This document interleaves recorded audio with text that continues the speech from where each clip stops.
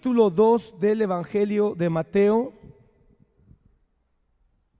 versículo 1 y 2. La semana pasada vimos Mateo 1 y estuvimos analizando el nacimiento de Jesús y vimos su genealogía. Dice: capítulo 2, versículo 1 y 2. Después de nacer Jesús en Belén de Judea, en tiempos del rey Herodes, unos sabios de Oriente llegaron a Jerusalén preguntando: ¿dónde está el rey de los judíos que ha nacido? Porque vimos su estrella en el oriente y lo hemos venido a adorar. Amén. Que el Señor bendiga su palabra en esta hora. ¿Puedes tomar tu lugar, hermano? Que Dios les bendiga. Quiero comenzar diciendo que yo tengo un problema con la Navidad moderna y quiero compartirte rápidamente por qué. Tengo un problema y de alguna manera es la misma razón, bueno, más o menos, por la que el Grinch tenía un problema con la Navidad. Porque el Grinch no entendía por qué tanto alboroto con los árboles de Navidad y con los regalos y toda la gente tan alegre. Créeme que no tengo yo problema de fondo con ese tipo de cosas, pero sí tengo un problema. El problema que yo tengo con la Navidad moderna es que se supone que el origen de la Navidad fue una introducción que la Iglesia Católica hizo para tratar de quitar el culto pagano o a dioses paganos que tenían pues el Imperio Romano propiamente, porque recuerda que la Iglesia Católica aprovecha la fuerza del Imperio Romano. Por eso es que adopta el nombre de Iglesia Católica Romana, porque toma ese impulso del Imperio Romano y de alguna manera el Papa, en algún momento de la historia, el Papa terminó sustituyendo al César. Cuando Roma cae, cuando el Imperio Romano empezó a decaer, pierde fuerza, el Papa vino a tomar un papel sustitutivo al César y de ahí tomó tanta fuerza. Y en el intento de cristianizar, lo digo así entre comillas, a los paganos, cuando me refiero a los paganos me estoy refiriendo a los que eran adoradores de dioses, dioses falsos por supuesto, pero principalmente aquellos dioses que eran resultado de la cultura griega, la cultura romana y en algunos países también de las religiones nórdicas. Entonces se adoraban muchos dioses, se adoraban a los dioses del sol, dioses de los truenos, dioses de los bosques, dioses de la luna, dioses de todo. Y en un intento de tratar de quitar esas fiestas paganas que se hacían en diciembre, porque las fiestas decembrinas tienen un origen muy anterior a Jesucristo, 500 años antes de que naciera Jesús. Ya se empezaba a adorar en lo que hoy es Grecia y lo que hoy es Europa. Ya se tenían este tipo de cultos a los árboles, cultos al sol. De ahí viene el culto de la celebración de la Navidad. Y en ese intento de tratar de quitar el culto a esos dioses falsos, la Iglesia Católica impone el nacimiento de Jesús. Fue un papa de nombre Gregorio quien impone el nacimiento de Jesús el 25 de diciembre, sin ningún tipo de investigación, sin ningún tipo de análisis histórico, sin ningún tipo de consulta bíblica. Fue solamente una imposición de Gregorio con buena intención quizá, de que se deje de adorar a Dionisio, se dejara de adorar a Hércules, se dejara de adorar a Febo, se dejara de adorar a Zoroastro, se dejara de adorar a todos estos dioses, porque el 25 de diciembre sorpresivamente está emparentado con un montón de divinidades falsas, antiguas. Y el Papa Gregorio creo que comete un grave error porque trata de poner a Jesús junto con todo este séquito de falsos dioses y tratar de decir, miren, ya no vean a todos estos, vean a Jesús. Jesús nace ese día, así que adoren a Jesús y festejemos el nacimiento de Jesús. Eso está bien documentado. Hasta National Geographic lo sabe y hay documentales en National Geographic y este tipo de History Channel que ratifican esto. Y aunque tal vez, insisto, con una buena intención, se trató de poner el festejo del nacimiento de Jesús, insisto, sin ninguna base, ocurrió lo mismo que ocurrió en México o en América cuando vinieron los españoles, exactamente lo mismo. Tú sabes que cuando vienen los españoles a México en un intento de cristianizar una vez más, entre comillas, siguiendo esa misma estrategia, a los indígenas les empiezan a sustituir sus cultos a sus dioses prehispánicos y los tratan de sustituir por los santos del santoral católico, que como dice el dicho, la misma puerca nada más revolcada, ¿verdad? Pero sabemos el mejor ejemplo, hermano, es Tonantzin, donde se adoraba a la diosa Tonantzin.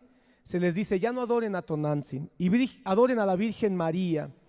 Y por ahí se inventan el nombre de Guadalupe y terminan haciendo un culto a la Virgen María, tratando de sustituir el culto a Tonantzin. Sin embargo, el culto a Tonantzin continuó por debajo.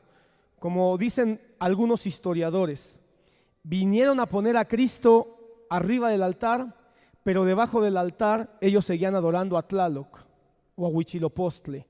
Trataron de poner a la Virgen de Guadalupe arriba del altar, pero ellos debajo del altar seguían adorando a Tonantzin.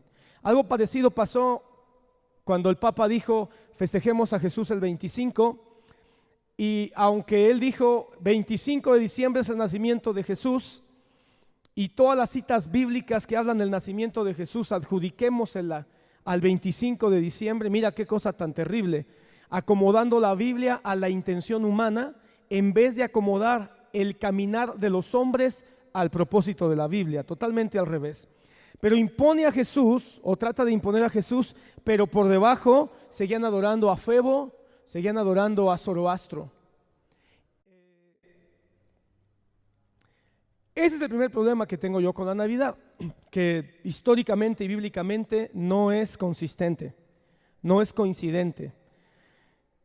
Si tú quieres, no es históricamente confiable, por supuesto menos bíblicamente. Algunos dicen que bíblicamente no hay forma de saber cuándo nació Jesús. Eso yo no lo creo. No nada más el origen histórico de la Navidad, sino también una comprobación bíblica para saber cuándo nació y aproximarnos bíblicamente al nacimiento de Jesús. Y podemos comprobar que es más seguro, bíblicamente hablando, entender que Jesús nació en otoño. Si tú quieres todavía más precisión, en la primera quincena de octubre, ahí es cuando debió haber nacido Jesús y no en diciembre. Entonces, algunos dicen que no es posible bíblicamente, yo creo lo contrario. Es un tema que hemos estudiado por muchos años, que hemos analizado por muchos años y tenemos, creo que bastantes evidencias bíblicas e históricas para saber que Jesús nació en otoño y no en diciembre. Te pongo solo una muy fácil y muy sencilla para poder saberlo. La palabra de Dios es muy meticulosa, hermano, y ahorita vas a ver algunos detalles. Y la palabra nos enseña que el ministerio de Jesús duró 3 años y medio. Eso dice la Biblia. Duró 3 años y medio. Entonces, si nosotros tomamos de manera literal y exacta esa declaración de cuánto duró su ministerio, 3 años y medio, una primera evidencia muy sencilla que apela a la lógica es que tú veas cuándo murió, porque sí tenemos la fecha de cuándo muere. tenemos la fecha exacta. Él muere en Pascua, en la fiesta de Pascua, en el mes marzo o abril, ¿verdad? Sabemos que la fecha nunca es exacta porque los meses judíos son lunares y ahí hay un desfase de días cada año, pero siempre va a caer la Pascua entre marzo y abril. ¿Estamos de acuerdo en eso? La Pascua es la Semana Santa para los cristianos, ¿verdad? Lo que se conoce como Semana Santa. Entonces el Señor muere en la fiesta de Pascua entre marzo y abril, última quincena de marzo, primera quincena, o última semana de marzo, primera quincena de abril. Siempre va a estar ahí. Entonces, si tú haces un retroceso de 3 años y medio en el tiempo, si el Señor muere en el año 33, aunque más exactamente muere en el año 29 o 30, por el error que hubo en el cálculo, pero pensemos en el año 33 de su vida. En el año 33 y medio, ¿verdad que sí? 33 y medio de su vida. Tenía 33 años y medio. Y ese 33 años y medio, muchos pueden pensar, bueno, quizás es una aproximación, quizás es un alá y se va, quizás es un cálculo a ojo de buen cubero. No, hermano, yo creo que es un cálculo preciso, exacto. Y si pensamos así, cuando tú miras hacia 3 años y medio, tienes que ir 3 años al año 30 de la vida de Jesús y después al año 30 correr medio año más. Si vamos hacia atrás en el mes de abril, pensando en abril, vamos hacia atrás, marzo, febrero, enero, diciembre, ya pasó la Navidad, ya no pudo haber sido diciembre. ¿Qué sigue? Noviembre, octubre. Entonces calza perfectamente solo este pequeño detalle. Ya el resto del análisis que hacemos del libro de Lucas, del libro de Mateo, para descubrir el día del nacimiento de Jesús, lo puedes ver con detalle en el libro de Os ha nacido un Salvador, y coincide perfectamente con este pequeño análisis lógico que acabamos de hacer. Entonces, ese es un primer problema que yo tengo con la Navidad. Jesús no nació el 25 de diciembre. Sin embargo, a esto que es, digamos, lo técnico, técnicamente Jesús no nació el 25, por lo tanto ya tengo un problema. ¿De acuerdo? Pero aunado a esto, tengo otro problema, que es el cultural. Y este problema cultural, hermano, se ha ido agravando. Porque esto que yo te acabo de decir, los reformadores lo vieron. Esta falta de tino, hermano, tú sabes que los reformadores, si algo los movió, fue poner en evidencia toda la falsedad que la Iglesia Católica enseñó. ¿Cómo no iban a poner en manifiesto la falsedad referente al 25 de diciembre? Por eso, hermano, es que tú ves que Martín Lutero le llama a la Navidad la fiesta de la bestia. Calvino, cuando forma ese estado en Ginebra, un estado cristiano, se dejó de celebrar la Navidad. Los puritanos, herederos de la teología calvinista, dejaron de celebrar la Navidad. Hubo varias ciudades donde los puritanos lograron acceder a puestos de poder, donde desde los puestos de poder dijeron, no se celebra Navidad. ¿Por qué, hermano?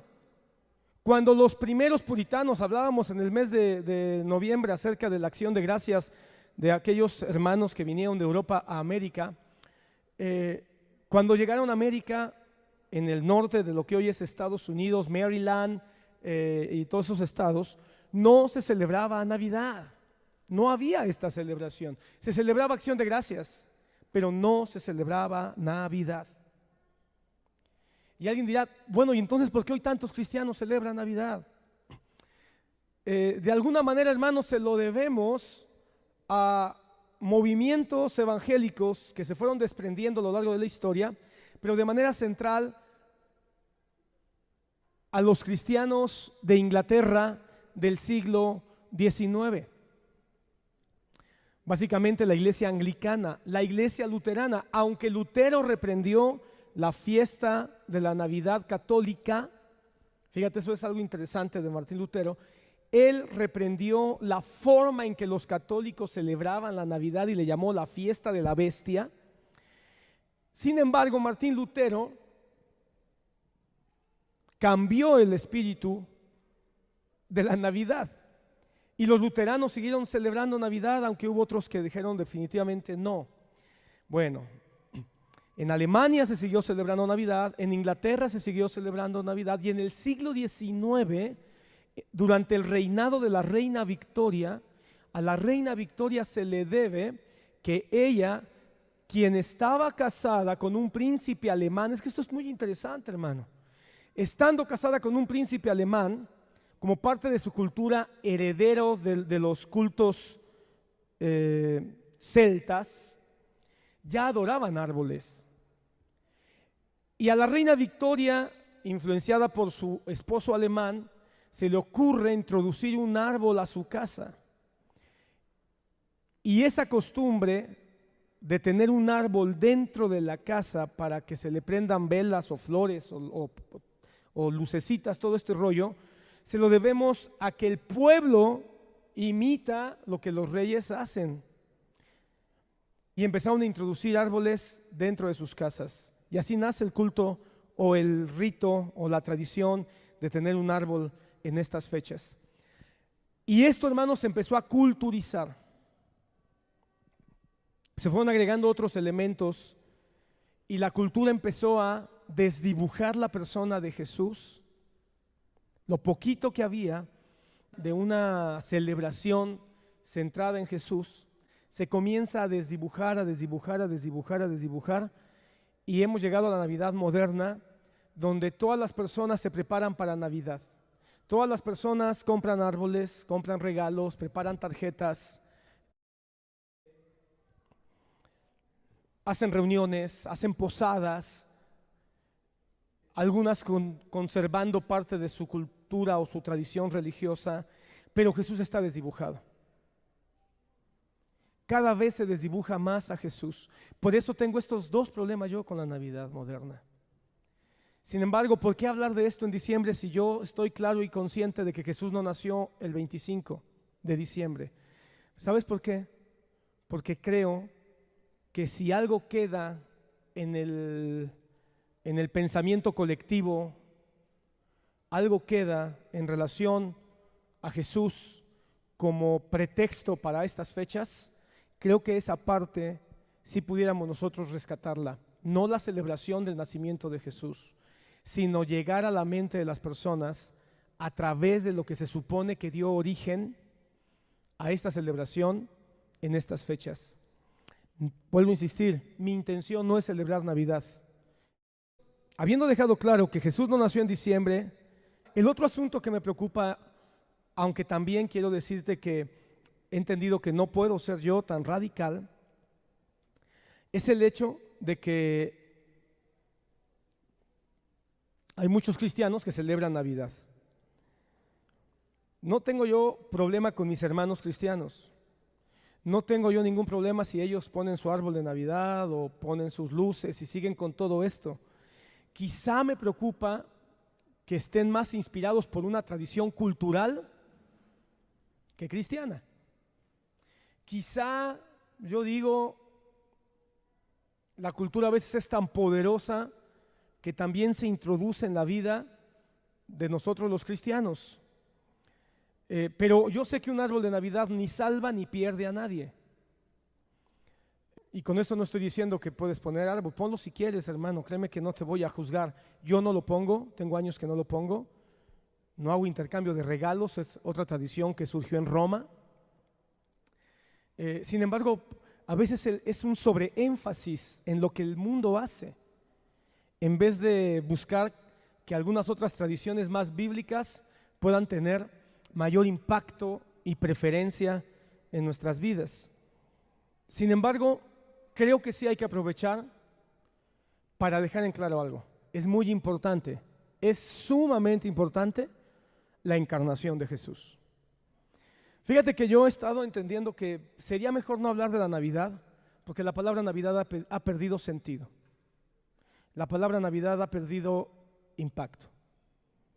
La palabra Navidad ha perdido incluso hasta pureza. Quizá en algún momento se hablaba de Navidad y todos decían la Navidad relacionada con Cristo. La Navidad está relacionada con el nacimiento de Jesús. Pero ahora, hermano, la Navidad tiene más que ver con Santa Claus.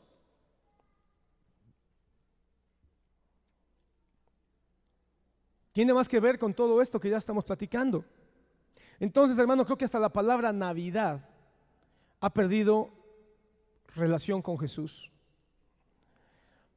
La semana pasada te decía que hay un movimiento a nivel mundial de querer cambiar y que en vez de que se llame Feliz Navidad, se diga ahora Felices Fiestas, ¿verdad?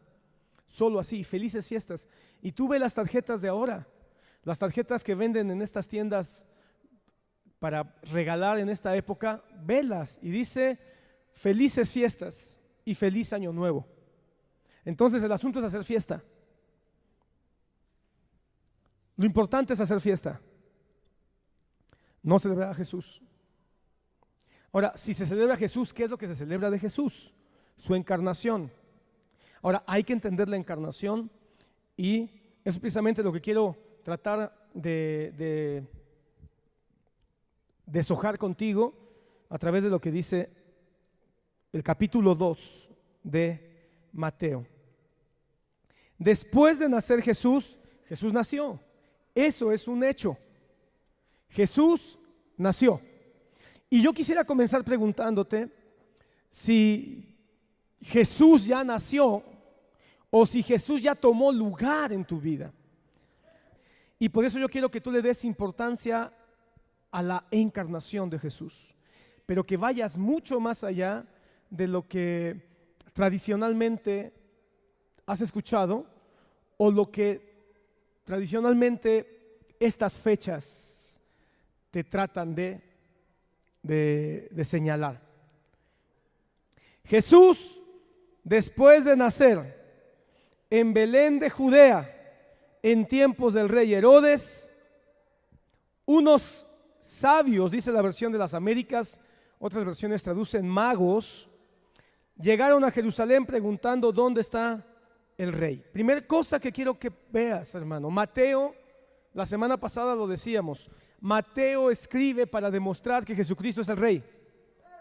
Por eso Mateo, hermano, más de 62 veces, hermano, utiliza la frase el reino de los cielos. Lucas, Juan, Marcos también usan la expresión el reino de Dios múltiples veces. Porque si tú quieres traducir la palabra evangelio en un sinónimo, lo más acertado es decir reino de los cielos. Cuando hablamos del evangelio, tenemos que entender que estamos predicando el reino de los cielos. Cuando hablamos de llevar el evangelio, tenemos que entender que estamos hablando de llevar el reino de Dios a las personas. Por eso, hermano, debería de interesarnos saber detalles del reino de los cielos. Por eso, hermano, en el capítulo 2, como la intención de Mateo es dejar en claro que el reino de los cielos es lo que Jesucristo vino a instituir y que todo reino tiene un rey y que ese rey es Jesucristo, prácticamente en casi todos los capítulos vas a encontrar alguna referencia o al rey o al reino. No podía ser la excepción en el capítulo 2. Y en el capítulo 2 dice que después de que nace Jesús, y nace, ya lo vimos en el capítulo 1, como el cumplimiento del rey que debía de venir, que debía de encarnarse, ahora nos dice que el Jesús que nace como rey, y como rey debe ser adorado. Entonces, pon atención, número 1, ¿quién nació? Nació un rey. ¿Es eso lo que celebra la Navidad moderna? ¿Están celebrando el nacimiento de un rey? Las personas que todavía tienen escasamente una proyección del nacimiento de Jesús, lo miran como rey. Entienden que Jesús nació como rey y todo lo que eso implica. ¿O solamente es el buen pretexto, que Jesús nació, un buen pretexto para comer dulces, para tomar ponche y para en un buen sentido dejarnos llevar por nuestros sentimientos nobles? En el peor de los sentidos, dejarnos llevar por nuestras pasiones carnales, ¿verdad? ¿Será eso el entendimiento de que aquel que se encarnó en Belén es un rey? Mateo entonces una vez más deja claro: Jesús es el rey que vino a cumplir las profecías del nacimiento, pero no nada más el nacimiento de un rey humano. Él va a dejar en claro que es el nacimiento de un rey, escucha, eterno, un rey eterno. Quiero que veas lo que dice Jeremías capítulo 10, versículo 10. No pierdas Mateo, porque voy a estar regresando ahí. Vamos a ir verso por verso o versículo por versículo. Jeremías 10, versículo 10 dice: pero el Señor es el Dios verdadero. Él es el Dios vivo y el Rey eterno. Ante su enojo tiembla la tierra y las naciones son impotentes ante su indignación. ¿Por qué Jeremías habla de un rey que está enojado y que las naciones deberían de sentirse impotentes ante su indignación? Un Dios enojado y que está indignado. ¿Por qué habla de ese rey? Porque es un rey que tiene ira a causa de la corrupción, de la maldad y el pecado. Es un rey eterno. Eso quiere decir que el rey eterno es el creador de todo. No hay otro rey eterno más que el creador de todas las cosas. Pero el creador de todas las cosas es el soberano, el que tiene el control, el dominio. Este miércoles, hermano, terminamos de estudiar la providencia de Dios. Te invito a que vengas los miércoles a escuchar doctrinas fundamentales. Y estudiamos, hermano, cómo la providencia de Dios nos hace entender que el Dios que tenemos es el Dios que sostiene todas las cosas con su mano. Es el Dios que dispone todas las cosas conforme a su plan. Es el Dios que nos guía conforme a su propósito. Y es el Dios, hermano, que tiene todo el poder o toda la autoridad. Por eso Él es un rey que está enojado a causa del pecado. ¿Tú crees, hermano, que las fiestas decembrinas calman la ira del Dios eterno, que la palabra dice que no tolera el pecado? Cuando muchas de estas fiestas decembrinas promueven el pecado. Música estridente, alcohol, sexo, abusos, melancolía, depresión. ¿Será que esto es algo que honra al Rey eterno? Y entre los cristianos, hermano, ¿será que estas fechas realmente estamos honrando al Rey eterno? De repente los cristianos nada más recordamos a Jesús que nació, pero tenemos que entender con toda nuestra alma que el que nació es un rey, pero no cualquier rey, el Rey eterno. Y que la única manera de calmar la ira del rey es que haya un pago a causa o por causa del pecado. Y este Rey eterno que se encarnó y que nació, hermano, Él mismo se constituye como la ofrenda del pago para que la ira del Padre sea aplacada. Entonces, hermano, cuando nosotros celebramos al Rey que se encarnó, es una celebración que debería de proyectarnos al cumplimiento de la cuota que se pagó para que la ira de Dios sea aplacada y entonces nosotros podamos tener acceso ¿a qué? A su reino. Hermano amado, entonces la celebración del nacimiento del Rey es mucho más que un día, es mucho más que un festejo. Es el acto profundo de una alma o de una vida entregada a ese Rey, porque sin ese Rey vamos camino al infierno. Ahora, si Él es Rey, ¿para qué nació? Como todo Rey, Él nació para ser adorado, para ser venerado. Porque todo rey, hermano, culturalmente es adorado. En el momento en que nace un príncipe, hermano, en las culturas, ¿cómo se llama? Monárquicas, el príncipe que nace tiene una posición relevante. Es el heredero al trono, es el dueño de todas las riquezas que el reino tiene. Así que el pueblo se rinde ante el príncipe que ha nacido, ante el rey que ha nacido. Por eso es que vemos, hermano, que estos magos de Oriente que vienen a adorar, vienen buscando a un rey. Esto es maravilloso, hermano. Lo primero que yo quiero aquí ir entresacando es que estos sabios o magos venían de Oriente, ¿verdad? Eso dice la palabra. Y ahorita, a ver si me da tiempo, te voy a mostrar un pasaje que quizá nos revela de dónde venían. Pero hermano, estos magos venían buscando un rey. Ahora, ¿por qué venían buscando un rey? Porque ellos en su sabiduría, en sus investigaciones y en sus devociones, seguramente que tenían con Dios, sabían que nacería el Rey eterno. ¿Cómo lo sabían? Hermano, ¿sabes cuántas profecías hay en el Antiguo Testamento que hablan del nacimiento y advenimiento de un Mesías y de un Rey?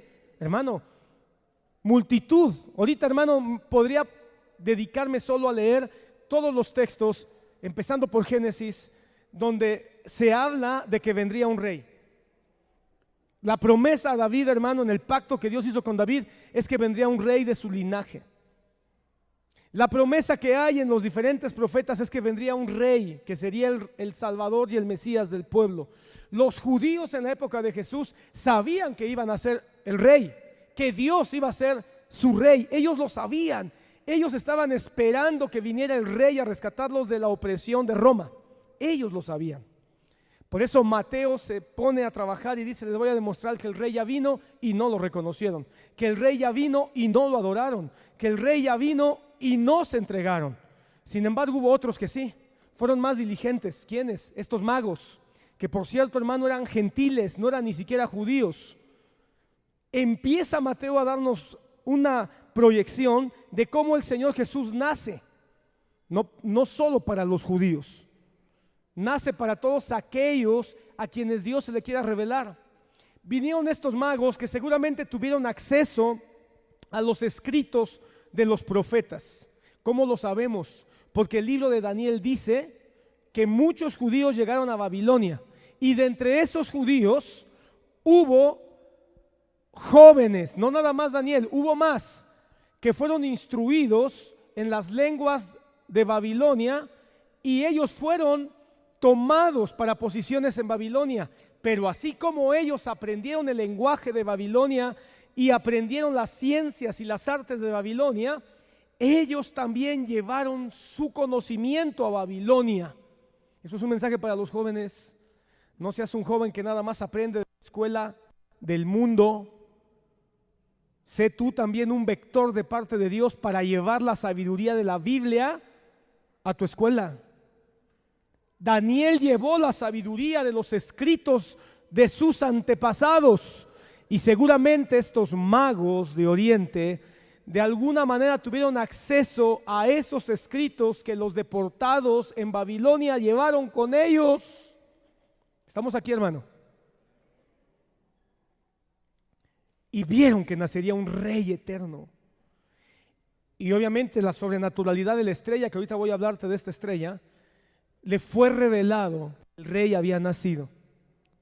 ¿Cómo es que llegaron a Jerusalén? ¿Por qué llegaron a Jerusalén? Sí, la estrella los fue guiando, pero ¿por qué llegaron a Jerusalén? Porque ellos estaban leyendo libros donde sabían que el rey iba a ser judío. Por eso llegaron a Jerusalén. Y cuando llegan a Jerusalén dice que llegaron preguntando: ¿dónde está el rey de los judíos que ha nacido? Seguros que había nacido. ¿Por qué? Porque vieron su estrella. Ahorita voy a hablar de eso. Pero cuando dice que llegaron preguntando, quiere decir que en cuanto pisaron Israel o pisaron Jerusalén, comenzaron a preguntarles a todos: ¿dónde está el rey? ¿Dónde está su rey? Deben estar felices porque nació el rey. Deben estar llenos de gozo y de alegría porque ya nació el rey. ¿Dónde está el rey? Hermano, ellos esperaban ver una conmoción en Jerusalén. Esperaban ver que todo Jerusalén estuviera volcado hacia donde nació el rey. Pero se encuentran con una Jerusalén apática, una Jerusalén ocupada en sus rollos, ocupada en sus asuntos. Entonces ellos dicen: algo está extraño aquí, algo está mal. Están comprando y vendiendo, están yendo a cortar arbolitos con lucecitas, están comprando regalos y los envuelven con papeles bien bonitos.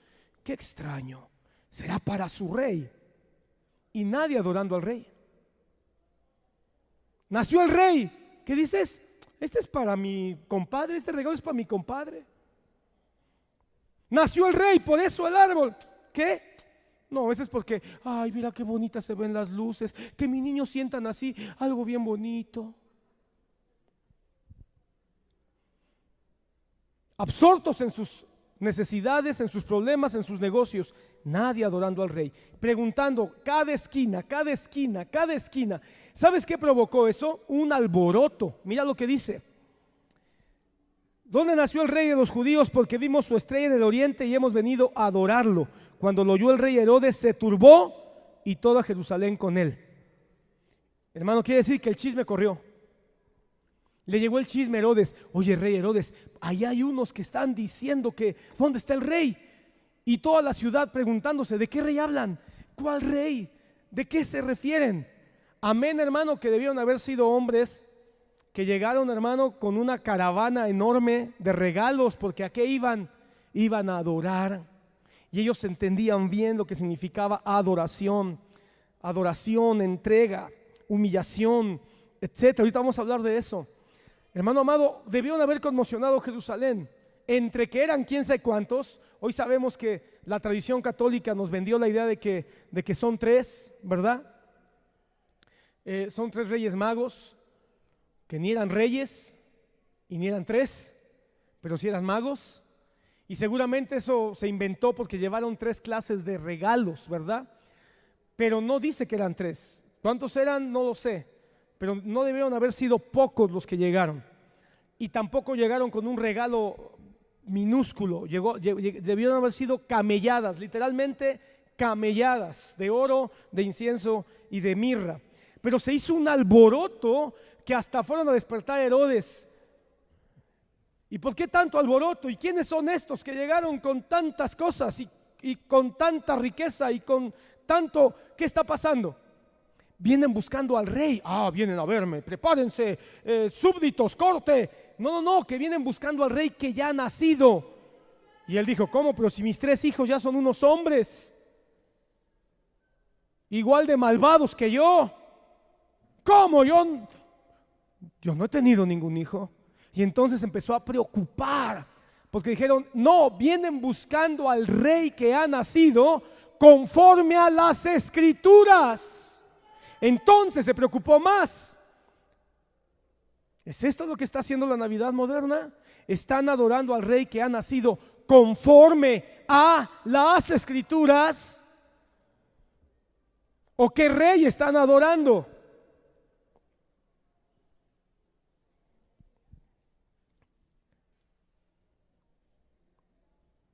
Todos los cristianos que tienen una imagen de Santa Claus, todos los cristianos que tienen un pino en su casa, desde mi muy particular punto de vista, no están adorando al Rey encarnado.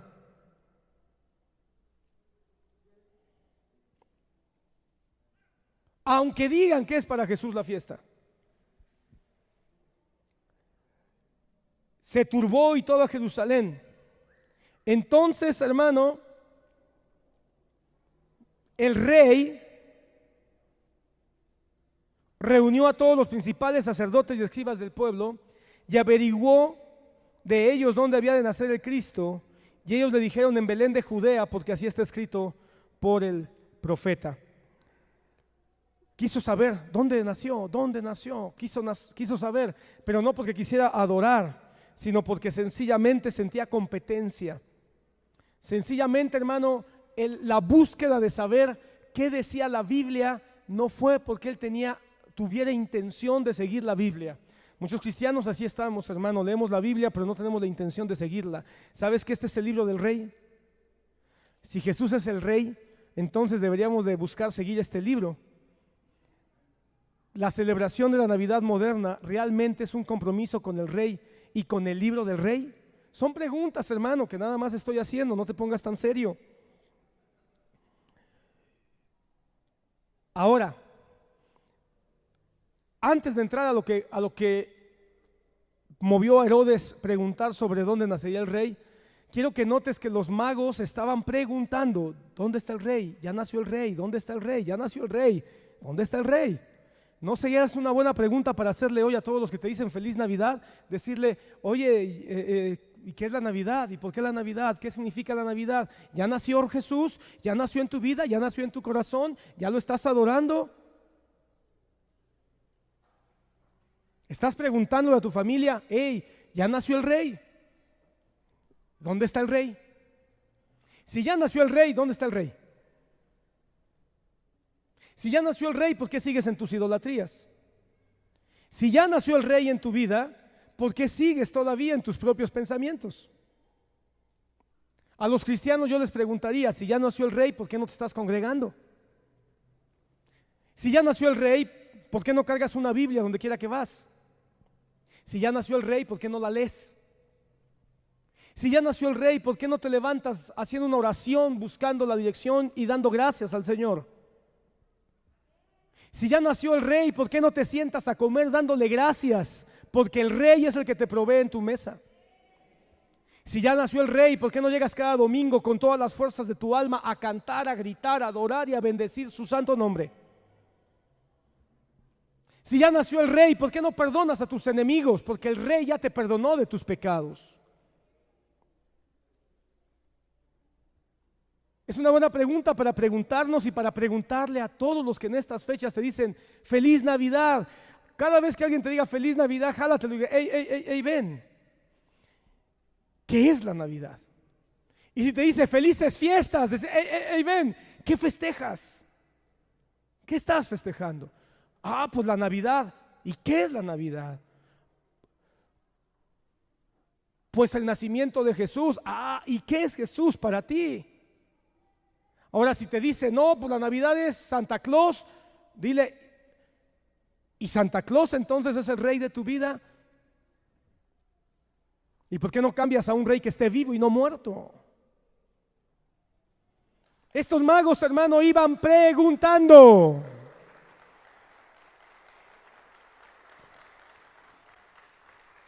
¿Y sabes qué? Esas preguntas eran incómodas. Tan incómodas que el rey Herodes dijo: a ver. Estos no me vienen a ver a mí, dicen que nació un rey. A ver ustedes, sacerdotes y escribas, ¿qué saben de esto? Y mira, hermano, lo más increíble es que había gente que sí sabía la Biblia. Y ahí están los sacerdotes, que para términos prácticos eran los saduceos. Recuerda que el templo estaba tomado por los saduceos. Y los saduceos, hermano, estaban más preocupados por la liturgia del templo, por la forma del templo, por el dinero que entrara al templo, por el poder que les daba el templo, por el control que pudieran tener sobre las personas que les daba el templo.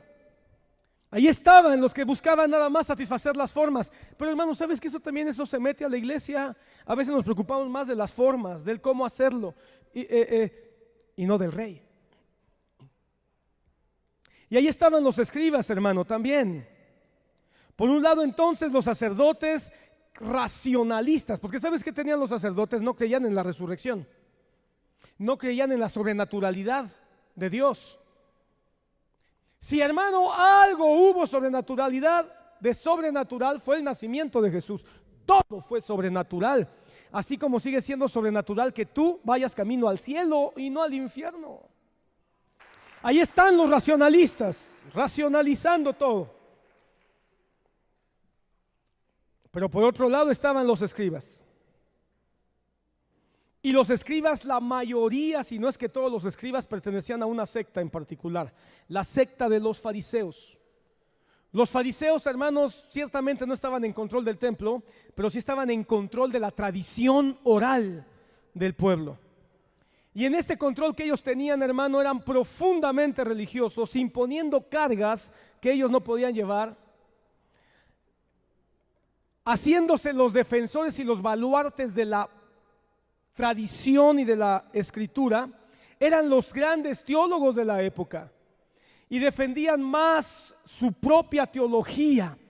Qué terrible, hermano, que los sacerdotes y los fariseos, los religiosos, los cuidadores del templo, los racionalistas de la época, los defensores de la teología judía, sabían dónde nacería el rey. ¿Dónde nacería? ¿Dónde va a nacer? En Belén. Citaron al profeta. Mateo lo registra. Ahora, yo no sé si Mateo intencionalmente, eso no lo puedo saber, no cita el texto de manera literal. No sé si nos quiere dejar un mensaje ahí codificado, por decirlo de alguna manera, pero el texto literal de Miqueas capítulo 5:2 dice: pero tú, Belén Efrata, aunque eres pequeña entre las familias de Judá, de ti me saldrá el que ha de ser gobernante en Israel, cuyos orígenes son desde tiempos antiguos, desde los días de la eternidad.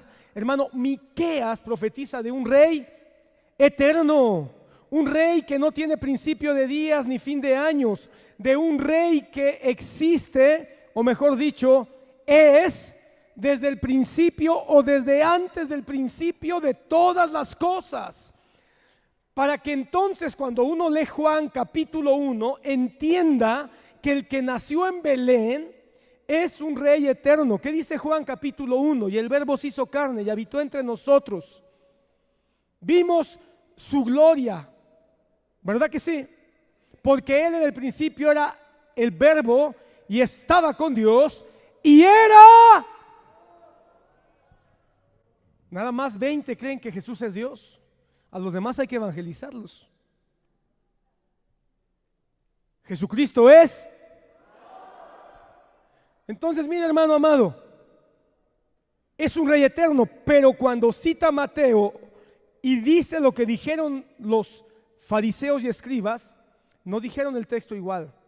No sé si hay una omisión intencional cuando dice Mateo: y tú, Belén, tierra de Judá, de ningún modo eres la más pequeña entre los príncipes de Judá, porque de ti saldrá un gobernante que pastoreará a mi pueblo Israel.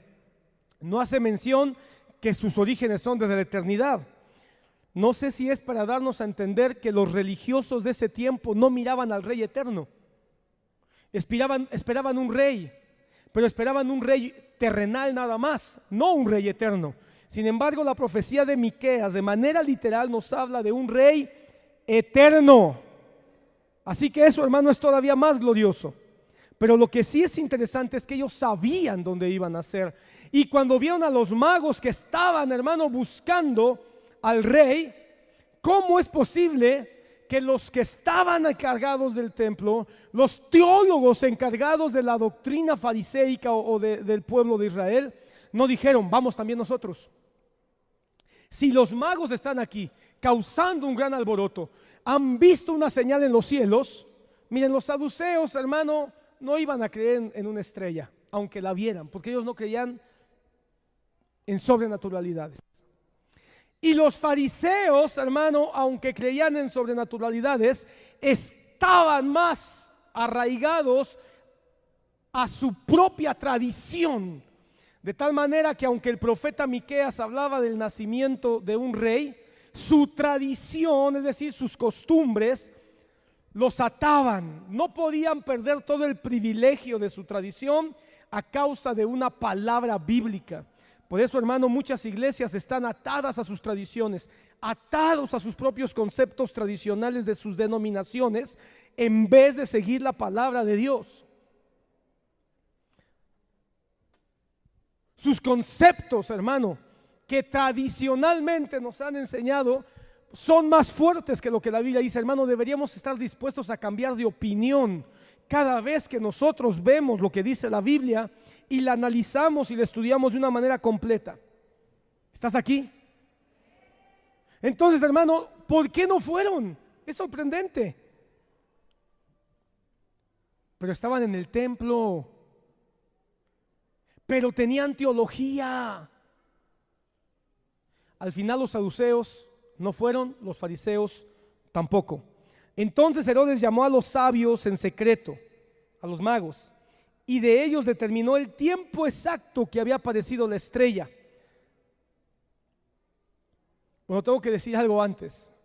Es que son detalles, hermano, que no puedo dejar de decirte, porque son parte de la relevancia de celebrar la encarnación del Rey. Mateo nos dice algo en la cita que da de Miqueas, que aunque no está en Miqueas, está más adelante en el mismo libro de Miqueas. Porque de ti saldrá un gobernante que pastoreará a mi pueblo Israel. Lo que está diciendo Mateo, hermano, es que el profeta Miqueas nos dice cuál es el carácter del rey al que nosotros adoramos. Por un lado, y esto, hermano, es el reflejo perfecto de lo que vio Juan en el Apocalipsis. ¿Qué vio Juan en el capítulo 4 de Apocalipsis? Un rey cordero. Mateo está diciendo que el que nace o el que nacería era un rey cordero. De ti saldrá un gobernante, es decir, un rey, un león, firme, determinado y severo. ¿Es eso lo que están celebrando en la Navidad moderna? Están celebrando al rey firme, fuerte, poderoso, severo. Pero así como el rey, hermano, es un león firme, fuerte, vigoroso, como Aslan, el león de las crónicas de Narnia, también él es un cordero, el león cordero. Pastoreará a mi pueblo Israel, dócil, tierno, gentil. Qué bendición, hermano, porque el que está celebrando el nacimiento del rey va a poder gozar de esa ternura y de esa gentileza del rey. Pero el que no quiera nada con el rey cordero tendrá que experimentar su furia, su severidad. Aunque usted no diga amén. Herodes llama entonces a los sabios y le dice: a ver, díganme ustedes cómo estuvo el rollo de que la estrella, ¿cómo está eso? ¿Desde cuándo han visto su estrella? Y enviándolos a Belén dijo: vayan, busquen con diligencia al niño, y cuando lo encuentre avísenme para que yo también vaya a adorarlo. A ver, primera cosa, es interesante ver que aún los poderosos del mundo saben quién es Jesús. Saben que hay un rey y fingen adorarlo. Son Herodes que odian a Jesús, pero aprovechan o quieren aprovechar lo que él pueda significar. Dice que les dijo: vayan ustedes y una vez que lo encuentren me avisan. Ya estaba convencido de que sí había nacido un rey. Estaba convencido. La Biblia había dicho, había profetizado que iban a nacer. Los religiosos del templo, los religiosos de la ley, estaban convencidos que iba a nacer. Todo Jerusalén estaba conmocionado porque iba a nacer. Y había un montón de hombres extranjeros, valientes, osados, determinados, sin vergüenza, hablando de la importancia del nacimiento de un rey. Gentiles, no judíos, sin miedo, sin vergüenza, declarar que ellos iban a adorar al rey. ¿Será esa la iglesia moderna que se levanta con valentía, con firmeza, sin pena, sin vergüenza, para decir: yo no celebro una fecha, celebro un hecho, un acontecimiento real, verdadero, históricamente comprobable, el nacimiento de Jesús, y bíblicamente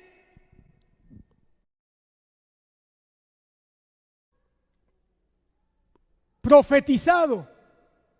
Y eso es lo que yo celebro, y no un 25 de diciembre. Cada domingo, el día del Señor, me uno a la Iglesia Universal en todo lugar y en toda la historia para adorar al Rey eterno. Proclama Jesús. Estos hombres, claro, dijeron, clarito, con todas sus letras: venimos a adorar al Rey. Y los poderosos y religiosos desvergonzados dijeron: pues sí, quizás sí nació, pero no nos importa. Ese es el mundo celebrando la Navidad. Pues sí, Jesús nació, dicen que nació, pero nos vale gorro. Nosotros vamos a seguir en nuestros delitos y pecados, haciendo lo que se nos pega la gana, sin tener a la Biblia como centro de nuestra vida.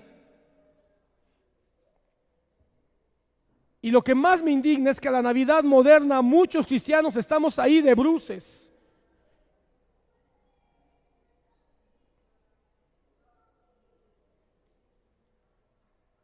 ¿Qué pasó con Herodes? Se perdió la Navidad, hermano. Como muchos poderosos hoy saben quién es Jesús, saben que nació Jesús, se aprovechan de Jesús, pero no adoran a Jesús, ni pretenden, son enemigos. El Rey de Reyes siempre va a tener enemigos, siempre ha tenido enemigos, y el espíritu de Herodes, hermano, es una constante en la historia de la iglesia. Siempre va a haber quienes van a tratar de aparentar que son parte del pueblo de Dios, pero están contra el Rey de Reyes y Señor de Señores. Después de oír al rey, se apareció la estrella. Hermano, ¿qué es la estrella? La estrella tiene un papel importante, porque la estrella es la que guió a los magos. Y yo quiero que notes, la estrella por un momento parece que no la vieron. ¿Cuándo? Cuando se fueron con Herodes. Pero dice que una vez de oír al rey, los sabios se fueron, y la estrella que habían visto en el oriente iba delante de ellos, hasta que llegó y se detuvo sobre el lugar donde estaba el niño. Cuando vieron la estrella, se regocijaron mucho, con gran alegría. Quiero que notes, la estrella apareció en el oriente. Hermano, esta estrella no fue un supernova, esta estrella no fue un cometa, como algunos han tratado. Incluso algunos cristianos, hermano, han tratado de decir: sí, esto fue una coincidencia con un cometa que surgió ahí en el año 4, porque recuerda que Jesús nació en el año 4 antes de Cristo aproximadamente. Y no es verdad, hermano. Esta estrella fue algo sobrenatural, porque fue una estrella que se apareció en el oriente, donde eran estos sabios, y los fue guiando día tras día, como la Shekinah, como la nube, como la columna de fuego, fue guiando al pueblo de Israel en el desierto. De la misma manera los fue guiando, y en un momento la dejaron de ver. ¿Cómo van a dejar de ver una supernova? ¿Cómo van a dejar de ver un cometa? Ahora, un cometa, ¿cuándo se deja de ver? Cuando ha cruzado por el horizonte, ¿verdad? Pero resulta que este volvió a aparecer, no pudo ser un cometa, fue algo sobrenatural.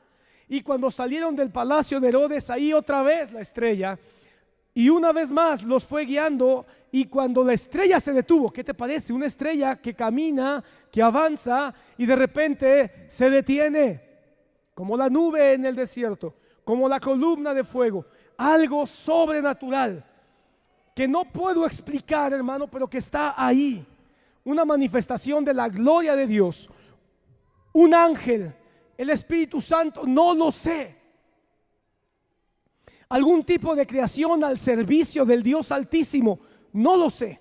Lo que sí sé es que estaba guiándolos y se detuvo. Y cuando se detuvo, ellos se llenaron de gran alegría, porque cuando se detuvo ellos sabían que esa era la señal de que debajo de la luz de esa estrella estaba el Rey de Reyes que ellos habían estado buscando.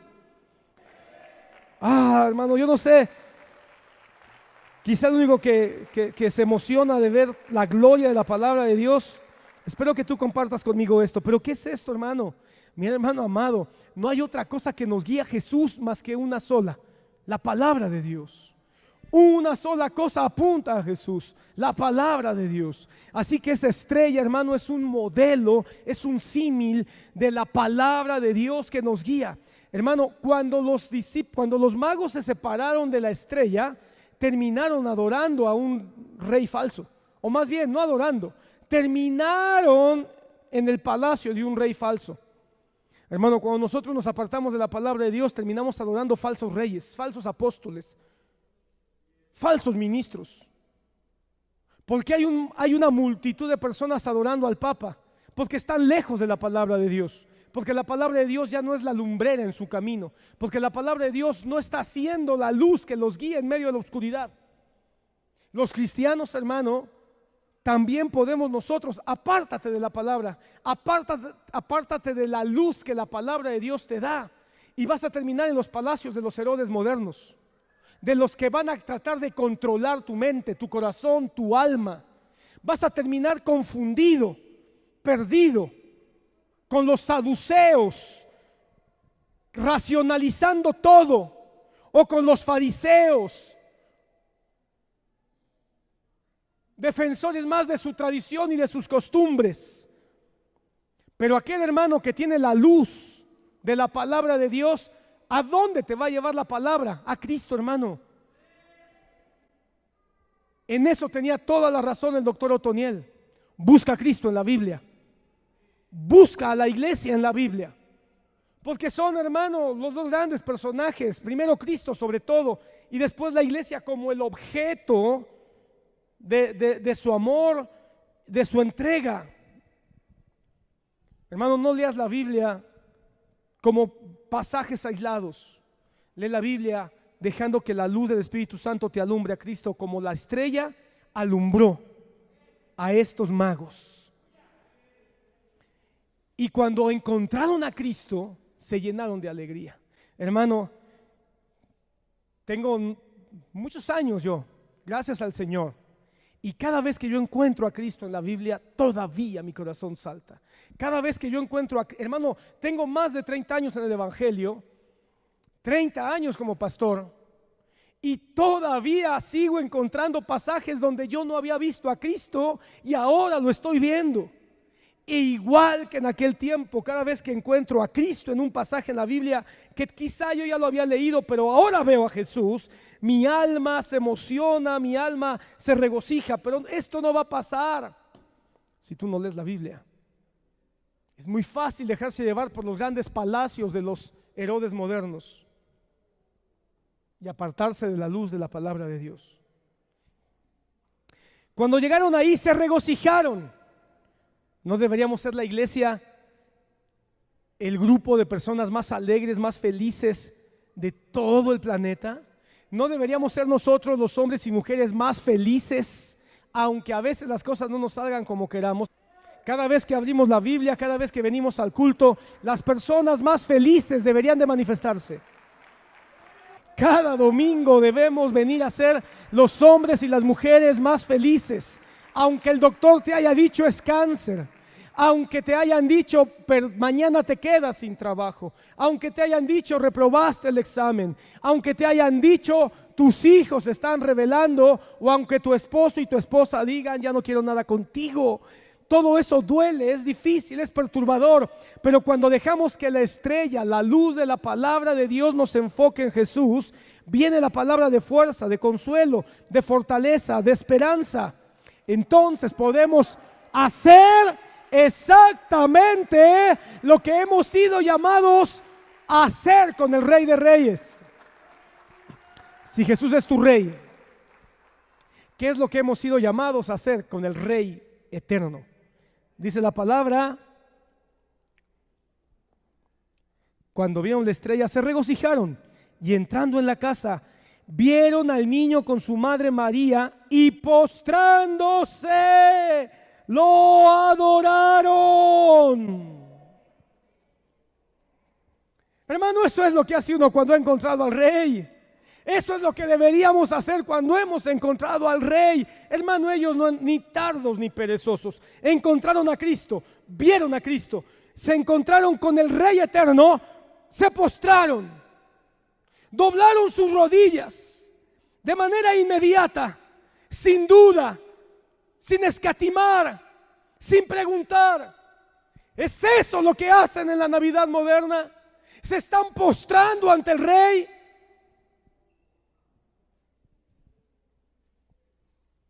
Están confesando sus pecados, sus delitos. Porque, hermano, eso que hicieron estos magos fue una manera de decir: tú eres el más grande, tú eres el más fuerte, nosotros somos débiles, nosotros no podemos. ¿Es eso lo que pasa en las películas de Navidad? Gente postrándose, reconociendo sus pecados, reconociendo su maldad, reconociendo su necesidad. ¿Es eso lo que se están haciendo en los cultos de Navidad? Lo digo, hermano, con todo respeto para mis hermanos que consideran que debería haber un culto de Navidad. ¿No deberíamos hacerlo todos los domingos? Pregunto yo. Todos los domingos deberíamos venir a celebrar la encarnación de Cristo. Todos los domingos deberíamos venir a celebrar la muerte redentora de Jesús. Todos los domingos son para celebrar la resurrección y la victoria de la muerte.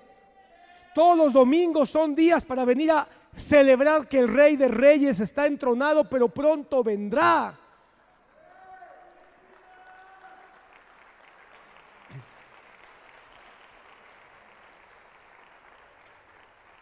La palabra postrarse, hermanos, literalmente es que se tiraron a la tierra. Se tiraron. ¿Hace cuánto que no doblas tus rodillas ante el Rey de Reyes? ¿Hace cuánto que no oras con tus rodillas dobladas? Esa fue una señal de rendición, espíritu, alma y cuerpo. A veces nos olvida que el cuerpo es de Dios. Eso dice Corintios capítulo ¿qué? Capítulo 6. El cuerpo es de Dios, no es de nosotros.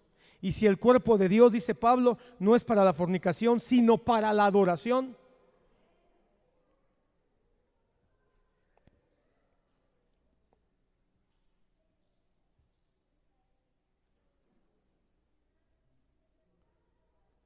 Hermano, en una ocasión me dijeron 3 pseudopastores, a mí y a otro grupo de hermanos nos dijeron: deberían estar de rodillas debajo de la silla. Así me dijeron, o nos dijeron, debajo de la silla, suplicando que el siervo, refiriéndose a un apóstol, los perdone.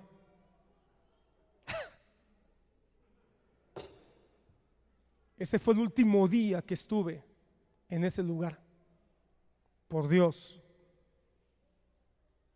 ¿Qué dijo Martín Lutero? De rodillas ante Dios para estar de pie delante de los hombres. No se postre ante ningún hombre.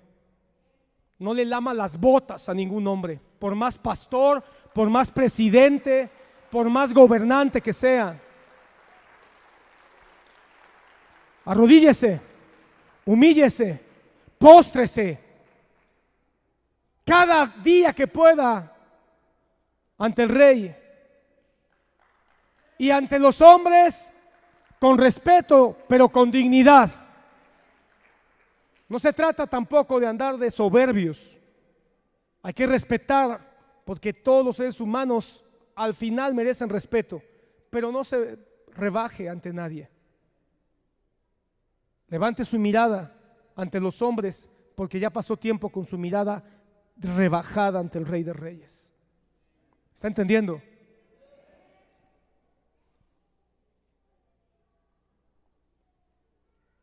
Yo no vi a estos magos postrarse ante Herodes, aunque Herodes era rey.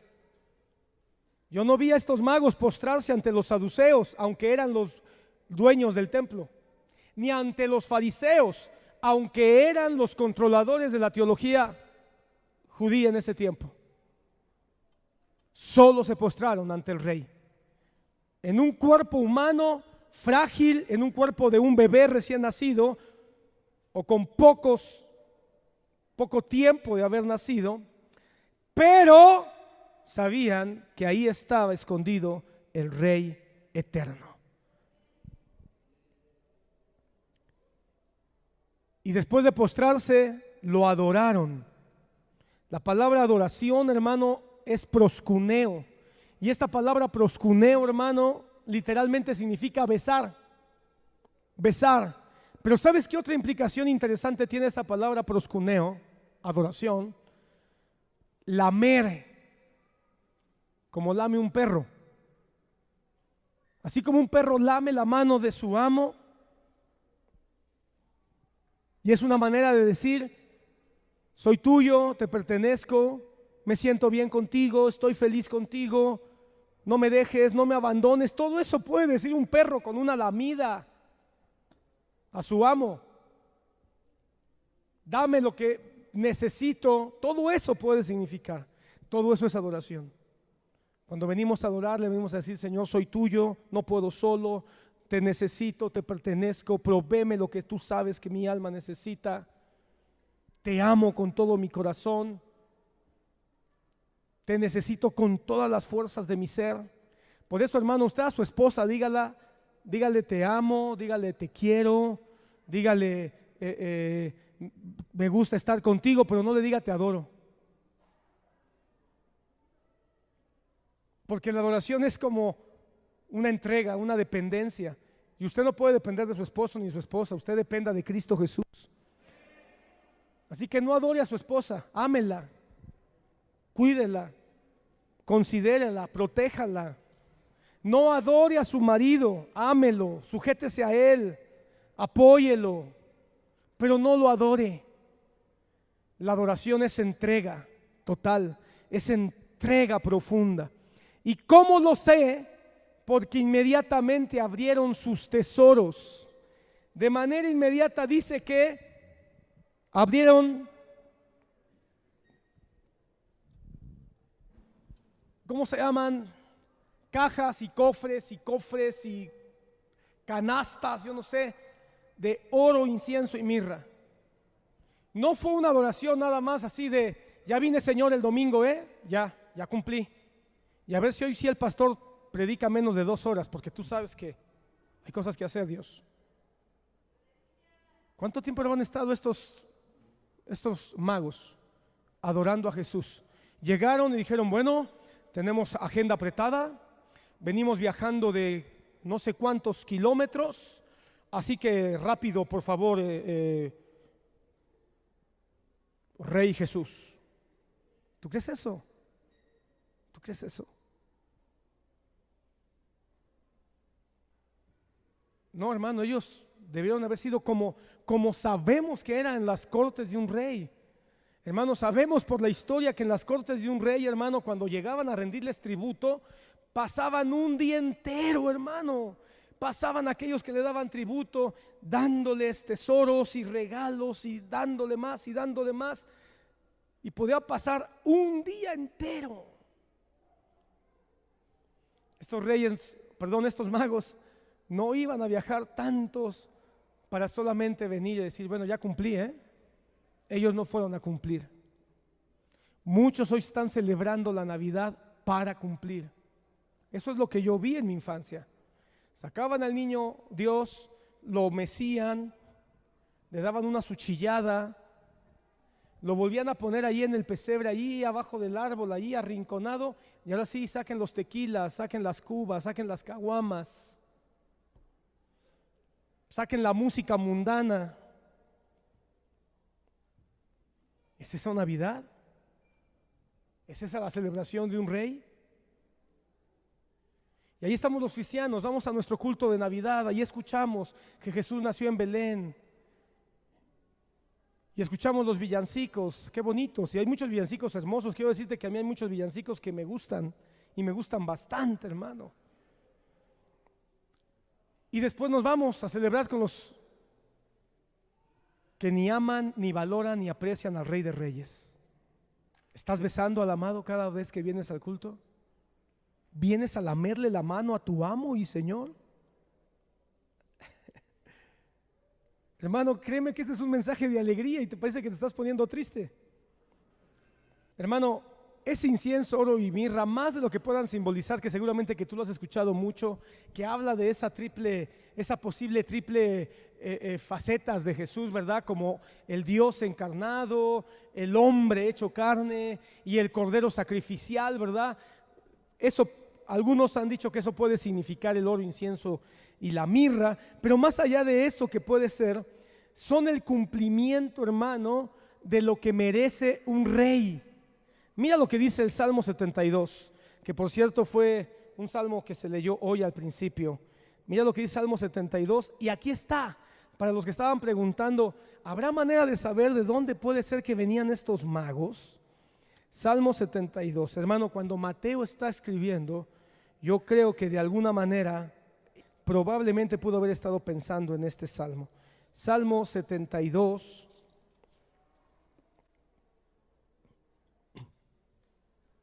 Dice el versículo 10: los reyes de Tarsis y de las islas traigan presentes. Este es un salmo mesiánico. Los reyes de Tarsis y de las islas traigan presentes. Los reyes de Saba y de Seba ofrezcan tributo y póstrense ante él todos los reyes de la tierra y sírvanle todas las naciones, porque él librará al necesitado cuando clame, también al afligido y al que no tiene quien lo auxilie. Hermano, este salmo dice para qué nació el Rey de Reyes: para liberar al necesitado cuando clame, al afligido cuando no tenga quien lo auxilie. ¿Para qué nació el Rey eterno en Belén? Tendrá compasión del pobre y del necesitado. Por eso llegaron los pastores a adorarle. Y la vida de los necesitados, ¿qué? Salvará. Y sigue leyendo, hermano, sigue leyendo. Para esto nació el Rey de Reyes, para dar cumplimiento a esta palabra, rescatar de la opresión y la violencia, sanar, para dar vida. Mira el 16: hay abundancia de grano en la tierra, en las cumbres de los montes. Su fruto se mecerá como los cedros del Líbano, que los de la ciudad florezcan cuando la hierba de la tierra. Sea su nombre para siempre, y que su nombre se engrandezca mientras dure el sol, y sean benditos para él los hombres. Llámenlo bienaventurado todas las naciones. 19: bendito sea su glorioso nombre para siempre. Sea llena de su gloria toda la tierra. Amén y amén. Y para que quede claro que no se está hablando de David, David escribe: aquí terminan los cánticos de David, el hijo de Isaí. Hermano, ¿quién escribe? Se especula que pudo haber sido David o pudo haber sido Salomón. Pero hermano, para que quede claro, no está hablando de David. ¿De quién está hablando entonces? Del que nacería en Belén, a quien hay que darle tributo y adoración todo el tiempo. Habiendo sido advertidos por Dios en sueños que no volvieran a Herodes, se fueron por su tierra por otro camino. Cuando yo leí este pasaje, hermano, yo entendí algo. Estos hombres no vienen de Orión, no vienen de otro planeta, porque dice se fueron a su tierra. Quiere decir que eran terrenales, se fueron a su tierra. La segunda cosa, hermano, el Salmo 72 nos da una idea. Venían de Etiopía, venían del Líbano, venían del Saba. Son regiones que se profetizó que vendrían a dar tributo al Rey de Reyes. Así que muy probable, todas las tierras que menciona el Salmo 72 son tierras de gentiles, y son tierras que dominó Babilonia en su momento. Así que muy probablemente estos magos son descendientes de los magos que estaban en Babilonia, en estas tierras que habla el Salmo 72, y que bajo la influencia de Daniel, de sus amigos y de todos los judíos en esa región, tuvieron acceso a los libros judíos y quedaron impactados cuando se les reveló el nacimiento de un rey. Hermano, el nacimiento del Rey Eterno solo es por revelación. Te aseguro que hay muchos que están celebrando Navidad y nunca se les ha revelado el Rey que salva, que ayuda, que protege, que auxilia, que vence. Por último, y esto es muy importante, hermano, y perdón si me tomo 10 minutos aquí o más. Hasta aquí la adoración del Rey. Pero lo que sigue después, hay dos cosas que quiero yo subrayar. Te voy a decir cuáles son las dos cosas que quiero subrayar aquí, porque esto es importante. Dice el versículo 15: estuvo allá hasta la muerte de Herodes para que se cumpliera lo que el Señor Dios habló por medio del profeta diciendo: de Egipto llamé a mi hijo. Y el versículo 23 dice: cuando llegó, vivió en una ciudad llamada Nazaret para que se cumpliera lo que fue dicho por medio de los profetas: él será llamado Nazareno. Pon atención aquí, amado hermano. Quiero que veas la conexión, porque el capítulo 3 nos habla de la encarnación del Rey Eterno, pero la segunda parte del capítulo nos conecta a dos palabras que se están cumpliendo según Mateo. Número 1, este Rey Eterno es llamado el Hijo que vino de Egipto. Y número 2, este Rey encarnado, este Rey Eterno, es llamado Nazareno. Quiere decir que el Rey Eterno tiene estos dos componentes que rápidamente quiero que notes, porque es importante para que podamos dar conclusión al tema de la encarnación del Rey Eterno. ¿Por qué dice Mateo? Para que se cumpliera la profecía que dice: de Egipto llamé a mi hijo. El contexto, versículo 13 al 15, es que Dios advierte a José del intento del enemigo de Jesús. Hermano, el Rey Eterno siempre ha tenido enemigos. Siempre va a haber quien quieren matar y quieren destruir la obra del Rey Eterno. Así ha sido toda la historia, hermano. Han querido destruir la obra, el reino, el avance del Rey Eterno. Pero nosotros, hermano, hemos sido llamados a expandir el mensaje del Rey. Amén. Hay enemigos entonces. Van a querer arrancarte tu fe. Van a querer destruir tu confianza en el Rey Eterno. En tu trabajo, en tu escuela, en tu vecindario, tu familia. Va a tratar de arrancarte esa certeza de quién es el Rey Eterno. Pero para eso tenemos al Espíritu Santo. Porque el Espíritu Santo le habló a José. ¿Cómo nos va a hablar el Espíritu Santo hoy? A través de la oración y a través de la palabra bendita. No hay otra forma. La iglesia tiene que orar y tenemos que escudriñar su palabra. Cuando José fue advertido, dice que José huyó. Tomó al niño y a su madre. Solo como dato anecdótico, 3 veces aparece la expresión el niño y su madre. ¿No debería ser más correcto la madre y el niño o la madre y su hijo? ¿Por qué Mateo pone por delante al niño? Porque el niño es más importante que la madre. Porque Él es el Rey. Él es el Rey, hermano. Y si Él es el Rey, la mamá, ya, no importa. Los magos no fueron a adorar a la mamá. Cuando vieron al niño dijeron: Doña María, mucho gusto. Y se postraron ante el niño. Ni permiso le pidieron a la María. Con todo respeto a la Virgen María, ¿verdad? Así que, hermano, quitémonos de cuentos. Levantó, tomó al niño y a su madre y huyó a Egipto, porque le fue dicho que se quedara allí hasta que el Espíritu Santo le dijera. Porque Herodes quiere matar al niño. Hermano amado, ¿qué significa que de Egipto llamó a su hijo? Porque cuando muere Herodes, regresa José, ¿verdad? Para que se cumpliera la palabra: de Egipto llamé a mi hijo. Esto es una palabra que se cumple literalmente del profeta Oseas. Recuerda que Mateo está interesado, muy interesado en comprobar cómo las profecías bíblicas se cumplen en Jesús. Y lo que Mateo está diciendo en primera instancia es: miren, Dios es tan meticuloso que se llevó a Jesús a Egipto solo para que se cumpliera la profecía. Solo por eso, hermano, ya es una sobrenaturalidad. ¿Sí lo estás viendo? Sin que espiritualices nada todavía. No espiritualices, no, es que Egipto significa, y quizá es una implicación que tiene que ver con Moisés y con las plagas y con el cruce del Mar Rojo. No, todo eso está bonito y puede ser. Pero el punto central es, Mateo quiere decir, hey, por favor, vean lo que dijo el profeta. Dios se encargó de hacer una pequeña maniobra, ¡pum!, llevarlo a Egipto, porque no podía dejar de cumplirse esa profecía. Así que Dios, que es que tiene el control, es el soberano, Él movió y permitió que Herodes se pusiera fúrico y decidiera matar a todos los niños menores de 2 años, lo cual significa, solo para que también tomes nota, Jesucristo ya no estaba en Belén, ya no estaba en el pesebre donde nació, ya estaba en una casa. La palabra dice que los magos llegaron a una casa, no llegaron a un establo. Llegaron a una casa, Jesús ya estaba en una casa, y lo más seguro es que no era un niño recién nacido, debió haber tenido menos de 2 años, porque en el rango de cercano a los 2 años, porque esa fue la razón por la que Herodes dijo, para que no se me escape, menores de 2 años. Entonces debió haber tenido 1 año, quizá 1 año y meses, para que se tomara esa decisión.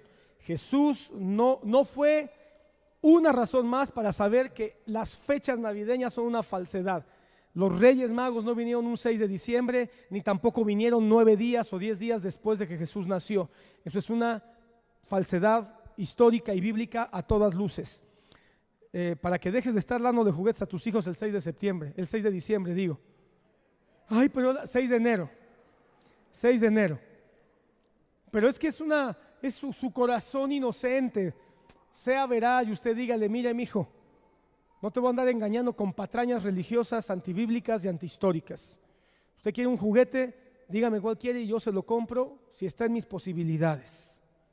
La ilusión, ¿cuál ilusión? ¿En una mentira?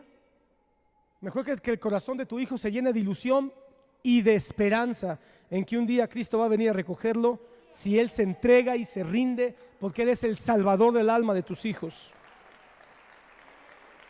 ¿De qué habla Oseas? Pon atención aquí.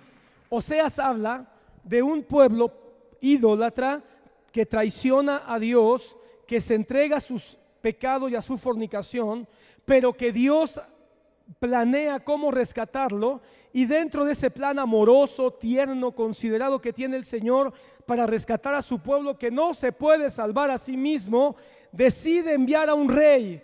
Y cuando envía un rey, entonces ese rey va a tomarlo del pecado, de la inmundicia, y lo va a llevar a una posición de restauración. Así, en pocas palabras, de eso habla el libro de Oseas. Capítulo 3, versículo 5 de Oseas. Dios le promete a Israel que de David vendrá un rey. En el capítulo 3, versículo 5 habla de que el rey vendrá a rescatarlo. Y en el capítulo 11, versículo 1 dice, pero ese rey vendrá de Egipto. De tal manera, hermano, que cuando Mateo escribe, el profeta no se equivocó. Dios tenía que llevar a Jesús a Egipto por un poco de tiempo para después de ahí llamarlo, para que todos ustedes sepan que Él es el rey. ¿Y por qué fue a Egipto? Para entenderte. Porque esa pequeña ida de Jesús a Egipto, bajada, porque Egipto está abajo de Israel, esa pequeña bajada a Egipto, que duró muy poco, hermano, debió haber durado quizá no más de 1 año. Fue solo para cumplir el trámite profético, pero también para decirnos algo: este rey te entiende, porque el rey se hizo carne, porque Él entiende las aflicciones de Egipto. Él entiende las tentaciones de Egipto. Él estuvo ahí en Egipto para tocar, pero no se contaminó con Egipto. Hermano, para aquellos que piensan que Jesús estuvo en Egipto mucho tiempo y que de ahí aprendió artes mágicas y aprendió filosofía y no sé qué, no es cierto. Jesús no estuvo más de 1 año. No estuvo más de 1 año. Pero, hermano, fue el tiempo suficiente para que se cumpliera, hermano, la enseñanza. El rey te entiende, porque tú vienes de Egipto. Tú y yo, hermanos, sí vivimos en Egipto, crecimos en Egipto, fuimos contaminados en Egipto, fuimos ensuciados por la idolatría de Egipto, pero el Rey de Reyes viene de Egipto, ¿te entiendes? Se hizo carne, sin pecado, como dice Hebreos, tenemos un sumo sacerdote que se compadece de nosotros porque fue tentado en todo, pero sin pecado. Tocó Egipto, vivió en Egipto, se llenó de la tierra de Egipto, pero no pecó, pero nunca fue alimentado por ninguna filosofía, enseñanza o pensamiento o cultura de Egipto. Pero de ahí tenía que venir para decirte, te entiende. Así que tenemos un rey perseguido, empujado a Egipto, para que en esa persecución sepas que aunque perseguido y encarnado y humanizado, Él es el Rey eterno, Él es Dios. Y por último, cuando llegó vivió en una ciudad llamada Nazaret para que se cumpliera lo que fue dicho por medio de los profetas, Él será llamado Nazareno. Entonces, nuestro rey vino de Egipto, sabe qué hay en Egipto, conoce lo que hay en Egipto y nos entiende ante todas las luchas y batallas que tenemos en esta tierra. Cuando regresa de Egipto, Dios una vez más le habla a José. Miren, este José, hay que hablar un día de él con más tiempo. El gran protector, el gran guardián de Jesús. Qué ministerio tan hermoso. Cuidar al Rey de Reyes y renunciar a un rango, renunciar a un título, renunciar a una posición relevante, solo cuidar al Rey, solo cuidar al Rey. Miren, hermano, José el carpintero disfrutó de más gloria en esos años que estuvo con Jesús que los teólogos que estaban entre los fariseos y los sacerdotes que estaban en el templo y los gobernantes que estaban en el palacio. Sin título, sin posición y sin poder, pero disfrutando la belleza del Rey de Reyes. A veces eso es mejor, hermano. Disfrutar al Rey de Reyes. No importa si me conocen, saben quién soy, no importa. Pero disfruto al Rey de Reyes porque lo veo en la palabra, lo abrazo, lo disfruto. Y ¿sabes qué, hermano? También lo protejo. No que nuestro Rey necesite protección, pero la palabra dice que debemos saber dar defensa de nuestra fe. Bueno, regreso aquí, termino. Cuando murió Herodes, un ángel le dijo a José que regresara de Egipto. Pero cuando regresa de Egipto, se encuentra con que Herodes el Grande ya no está, pero el reino de Herodes ha sido dividido entre sus 3 hijos, y el que tenía fama de ser igualito a su papá o peor era Herodes Arquelao. Y Herodes Arquelao estaba precisamente en Judea, la región donde estaba Belén, que es donde inicialmente pensaba José regresar. Pero fue advertido por el Espíritu Santo de que Arquelao era un rey terrible, malvado, y que todavía había peligro si regresaba ahí. Y entonces José decide irse a Galilea. Y estando en Galilea, se asienta en una ciudad llamada Nazaret, que por cierto era la ciudad donde estaban originalmente cuando fue el censo, pero se asientan en Nazaret. Y Mateo apunta. Y era necesario, mira hermano cómo Dios moviendo las piezas, era necesario que estuviera en Nazaret para que fuera llamado Nazareno. Entonces una vez más Dios acomodando todo, pero aquí hay un asunto y voy a terminar con esta presentación o con esta argumentación acerca de este pasaje. Tenemos un problema aquí, que Mateo dice se cumpliera lo que fue dicho por medio de los profetas, Él será llamado Nazareno. Tenemos un problema, que no hay ningún pasaje en la Biblia que diga eso. No existe ningún pasaje que diga para que sea llamado Nazareno. Entonces, ¿cómo hacemos?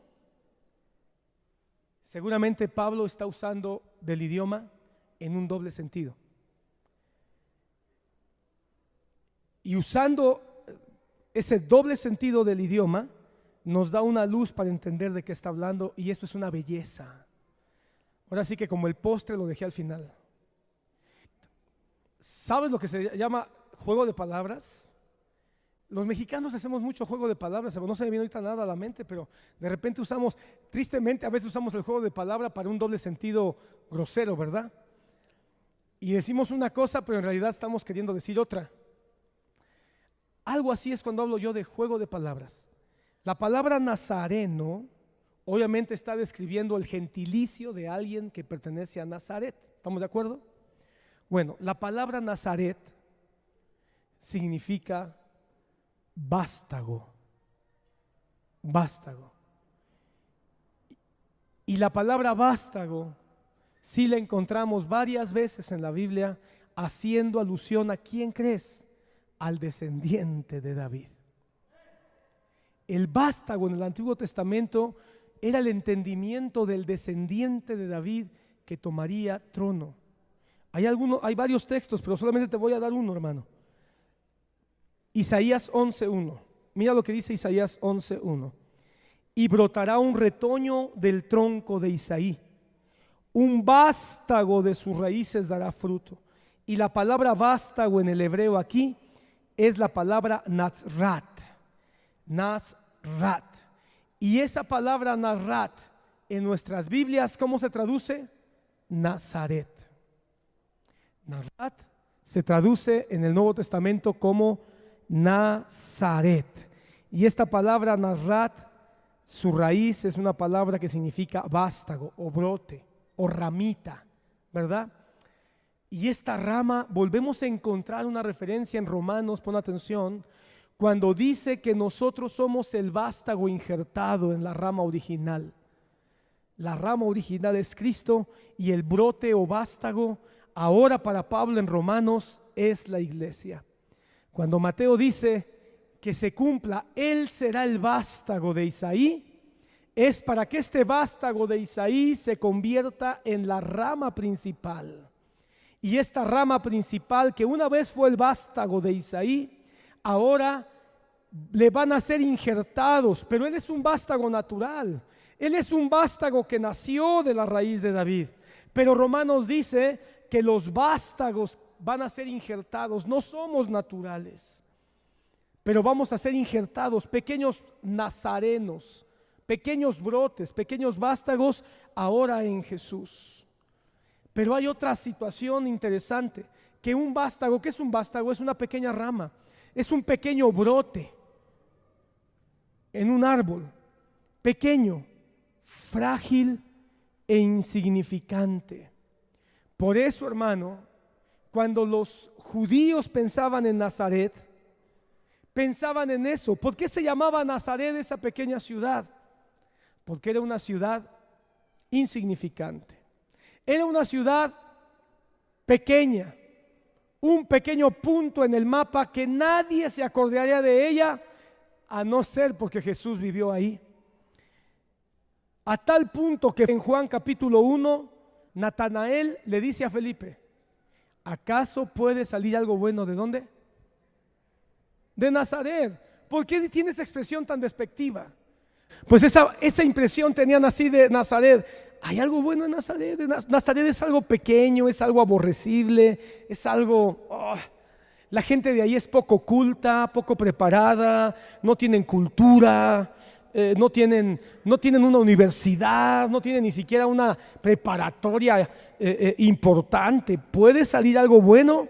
Y Felipe simplemente le dijo: pues ven y ve, ven y asegúrate, este es un nazareno. Por eso es que llamaba la atención Jesús, porque decían: ¿y este de dónde es? Es nazareno. ¿Cómo? ¿Cómo? ¿De Nazaret? ¿De lo más aborrecible? ¿De lo más insignificante? ¿Qué te parece? El Rey eterno presentándose como algo aborrecible, como algo insignificante. Mira lo que dice Isaías 53:3, escucha: fue despreciado y desechado de los hombres, varón de dolores, experimentado en aflicción, y como uno de quien los hombres esconden el rostro. Escucha: fue despreciado y no le estimamos. Por eso tenía que ser nazareno, un vástago, una rama que muchos consideran inservible, despreciada y de poca estima, para que se cumpliera la profecía del nazareno despreciado y tenido en poca estima. El Rey de Reyes, el Rey eterno, sigue siendo hoy por hoy el despreciado de los hombres. Sigue siendo hoy la persona más atacada en la historia. Y hoy, hermano, la Navidad se está levantando como una herramienta para decir que todo lo de la Navidad está bonito, menos Jesús. El árbol, las luces, Santa Claus, los renos, las historias, los villancicos, el intercambio de regalos, todo eso está padre, pero menos Jesús. La reunión familiar, el pavo, los romeritos, el bacalao, todo eso está padre, pero menos Jesús. Todo se hace, pero se aborrece a Jesús. Esa es la Navidad moderna. Isaías 49:7 es poderoso este pasaje. Así dice el Señor, el Redentor de Israel, el Santo suyo. ¿Quién está hablando? El Rey de Reyes, el Rey eterno está hablando. Y mira lo que expresa el Rey eterno, Isaías 49:7. Al despreciado, él sabe que es despreciado, al aborrecido de las naciones, al siervo de los gobernantes. A este lo verán reyes y se levantarán, príncipes y se postrarán a causa del Señor que es fiel, del Santo de Israel que te ha escogido. Aunque va a ser el despreciado, aunque va a ser el aborrecido, Él se va a levantar y va a escoger a los suyos, y a los suyos les va a compartir su gloria. Así que el Rey eterno nace en una ciudad pequeña, insignificante, en condiciones insignificantes. Es perseguido, es ignorado, y a causa de eso es llevado a Egipto. Es perseguido por Herodes, es ignorado por los religiosos, por los sacerdotes, por los fariseos. Es confundido porque por un momento los magos se confundieron y no sabían exactamente qué hacer, y fue aborrecido. Tan es así, hermano, que tuvo que escapar a Nazaret, o tuvo que asentarse en Nazaret por el aborrecimiento que tenían. ¿Y quién estaba en Nazaret? El Rey eterno, escondido en una carpintería en Nazaret. Sin embargo, aquellos que siguieron su estrella lo encontraron. De la misma manera hoy, la Navidad moderna hace insignificante a Jesús, lo hace como el gran ignorado, confundiendo a muchas personas, a mucha gente en un montón de lucecitas y de adornos, y la gente está confundida, aborreciendo a Jesús. Pero al igual que los magos siguieron la estrella, hoy los que sigan la palabra de Dios vamos a ser guiados hasta Él para poder adorarlo y servirlo. La Navidad moderna ha perdido la estrella, aunque la pongan en la punta de sus arbolitos. Han perdido la estrella porque han perdido la palabra de Dios para dirigir estas festividades. Es una celebración donde siguen ignorando, confundiendo y aborreciendo al Rey eterno. Lo dije y lo repito, ¿realmente la gente está adorando a Jesús? ¿Realmente se está postrando ante su majestad? Hermanos, la exhortación de hoy es que no nos confundamos.